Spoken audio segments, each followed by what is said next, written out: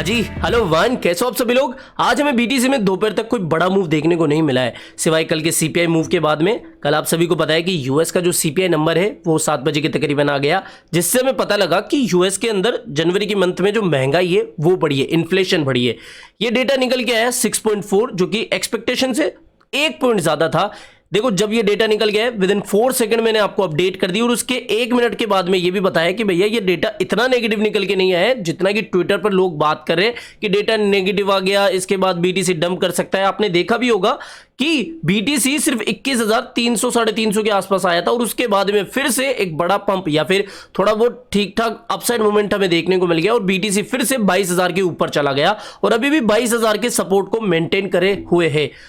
कल CPI number जितना important था, अब कल का दिन भी उसी तरीके से इंपॉर्टेंट है, क्योंकि कल आने वाला है यूएस का PPI data, producer price index. इसके ऊपर बात करेंगे, लेकिन उससे पहले अगर थोड़ा सा बीटीसी के बारे में डिस्कस करें ना, अभी बीटीसी 22,000 के ऊपर चल रहा है। सीधा सा यहां पर बात है कि 22,500 इसके सामने मोटा अच्छा खासा रेजिस्टेंस बैठा हुआ है, और जब तक बीटीसी इस रेजिस्टेंस को नहीं तोड़ेगा, यहां पर दिक्कत है कि वापस से बीटीसी 21,500 ना चला जाए। लेकिन यहां पर एक डबल बॉटम की शेप हमें बनती हुई दिख रही है, तो मुझे ऐसा लगता है कि 22,500 तक एटलीस्ट बीटीसी को फिर से जाना चाहिए, ठीक है। और उसके बाद अगर कोई नेगेटिव अपडेट नहीं आई और इसकी रीटेस्टिंग हो गई तो भैया मैं तो अपना लॉन्ग कंटिन्यू कर दूंगा, सीधी सी बात है। और अब बात करें अगर इस डेटा के बारे में, सीपीआई डेटा निकल गया है, सब कुछ बात कर लिया हमने। अब पीपीआई डेटा आएगा कल, और ये जो पीपीआई डेटा है वो बताएगा कि भैया गुड्स एंड सर्विसेज के जो प्राइस है वो कितना बढ़ने वाले हैं और कितने बढ़े हैं।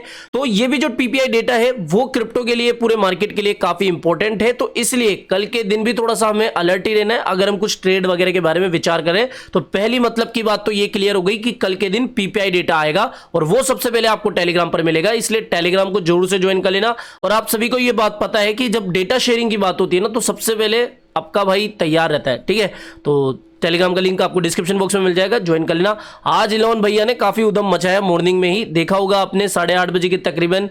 इस तरीके से इलॉन मस्क ने इनका जो पेट है, पहले तो ये क्लियर कर दूं कि 2021 में इन्होंने शिबा इनू ब्रीड का एक जो पेट है, जो छोटा पपी होता है, वो इन्होंने मंगवाया था, यानी कि इन्होंने एडॉप्ट करा था। उसके बाद में इसकी काफी चर्चाएं होने शुरू हो गई थी, और सिर्फ इन्होंने अपने डॉग का नाम जो फ्लोकी, आप सभी को पता है मार्वल मूवीज थी, उसका नाम इन्होंने फ्लोकी रखा। और इसकी वजह से क्या हुआ, फ्लोकी जो कि एक मीम कॉइन था, जो कि इन्हीं के कुछ रिश्तेदारों में से है, वो बहुत खतरनाक तरीके से पंप होने लग गया था 21-22 की मैं बता रहा हूं। और आज भी सेम वही चीज देखने को मिली कि इनके जो पेट का नाम फ्लोकी है, इसका फायदा फ्लोकी को इनको मिल गया। 50% के आसपास पंप हुआ है, अभी 30% के आसपास पंप होता हुआ आपको दिख रहा होगा।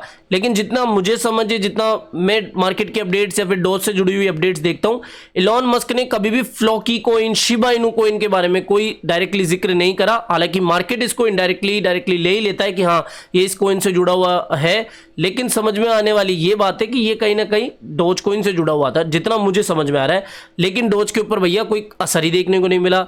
5-7% के आसपास डोज पंप हुआ, और उसके बाद में वापस से थोड़ा ठंडा होता हुआ हमें दिख रहा है। लेकिन ये बात है कि अभी भी जो डोज फादर है वो ठंडे नहीं बैठे हुए हैं, वो कहीं ना कहीं ट्वीट कर रहे हैं। लेकिन यहां पर सीधी बात ये, इस तरीके से फोटो शेयर करने से, मजाक के तौर पर डोज कोइन वर्ड यूज करने से कोई खास डोज की प्राइस पर इंपैक्ट देखने को नहीं मिलेगा। अब यहां पर भैया मार्केट भी समझदार हो चुका है, लोग भी समझदार हो चुके हैं, और इस तरीके के ट्वीट्स और इस तरीके की फोटो से इतना इन्फ्लुएंस नहीं होते हैं। और देखो 21 में बुल रन चल रहा था, इसलिए नए नए लोग मार्केट में एंटर हो रहे थे, और वो इनके ट्वीट्स या फिर फोटोज को देखकर थोड़ा सा इन्फ्लुएंस हो जाते थे और फिर इन्वेस्ट कर देते। लेकिन अब लोग काफी समझदार हो चुके हैं, और अब कोई अगर स्पेशल या फिर कोई सीरियस अनाउंसमेंट या फिर कुछ भी इनकी तरफ से ट्वीट नहीं होता है, तो भैया इतना कोई खास इफेक्ट देखने को नहीं मिलेगा। लेकिन ये सीधी बात है कि ये डोज कोइन को सपोर्ट करते हैं, वो हमने इनके लास्ट रिप्लाई में देखा था।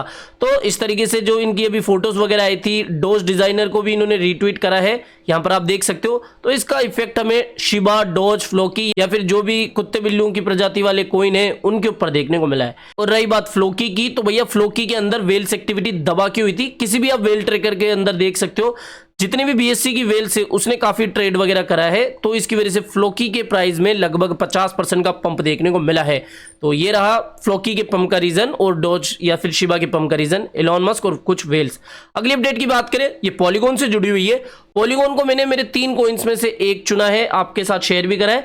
3-4 महीने तक होल्ड रखेंगे। अब यहां पर देखो पॉलीगॉन से जुड़ी हुई एक बिग अपडेट आ रही है। पॉलीगॉन आइज मेननेट बेटा release for GK EVM layer 2 next month, यानी कि इनका जो जीके रोलअप या जीके ईवीएम जो कि एक तरीके का आप कह सकते हो स्केलिंग सॉल्यूशन ही होगा, एक तरीके से अपग्रेड कर रहे हैं ये अपने डेवलपमेंट के अंदर काम कर रहे हैं, जिससे कि होगा क्या, जो ट्रांजैक्शन स्पीड है, जो कॉस्ट है, वो बहुत ज्यादा, एक तो कॉस्ट कम होगी और स्पीड बढ़ेगी। तो ये जो जेके रोलअप है ये कहीं ना कहीं पॉलीगॉन के लिए एक काफी गेम चेंजर साबित हो सकता है। और इसकी जो डेट है मेननेट की वो 27 मार्च की बताई जा रही है।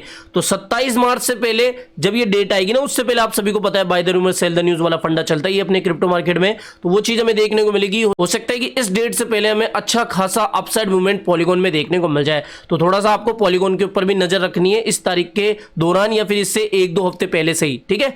तो ये पॉलीगॉन से जुड़ी हुई अपडेट हो गई। अगली अपडेट की बात करें तो ये बीसीसीआई से जुड़ा हुआ अनाउंसमेंट है, एक तरीके की घोषणा है, और कोई मुझे नहीं लगता कि बहुत बड़ी बात इन्होंने कर दी, क्योंकि आप सभी को पता है कि अभी इंडियन गवर्नमेंट हो, इंडियन अथॉरिटीज हो, वो थोड़ा क्रिप्टो को बहुत नेगेटिव तरीके से ही ले रही है, ठीक है। हालांकि बीच बीच में कुछ पॉजिटिव अपडेट आ ही जाती है। यहां पर अपडेट क्या है बेसिकली कि बीसीसीआई जो क्रिकेट बोर्ड है इंडिया का, उसने क्या करा है कि अभी जो फीमेल्स की या फिर जो वुमेन्स की क्रिकेट लीग होने वाली है उसके अंदर क्रिप्टो के जो स्पॉन्सर्स है, क्रिप्टो के जो एड्स है, उनको बैन कर दिया है। और हो सकता है कि ये बैन अब आगे जो भी इंडियन मैचेस चलते हैं, ठीक है, मैं इतना क्रिकेट का फैन नहीं हूं तो मुझे इतना आइडिया नहीं है, तो जो भी मतलब टूर्नामेंट होते रहते हैं उनके अंदर शायद क्रिप्टो या फिर जो बाकी के एक्सचेंजों के ऐड है वो इतने हमें देखने को नहीं मिलेंगे या फिर देखने को मिलेंगे ही नहीं। तो ये उससे जुड़ी हुई ये अपडेट है।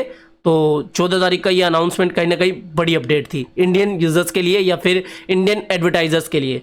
तो बस इतनी आज की मार्केट की अपडेट थी और कोई खास अपडेट अभी तक आई नहीं। आज के इस वीडियो से आपने 3 इंफॉर्मेशन ली। पहला तो पीपीआई डेटा का ध्यान रखना है, इलोन मस्क के ट्वीट्स, और तीसरा ये जीके रोलअप की डेट। तो ये तीनों इंफॉर्मेशन आपको कैसी लगी, पसंद आई तो डेफिनेटली वीडियो को लाइक करना है, चैनल आप ही के काम का तो चैनल को भी सब्सक्राइब करके रख लेना है। मिलते हैं जल्दी नई अपडेट के साथ। टिल देन जय हिंद, जय भारत।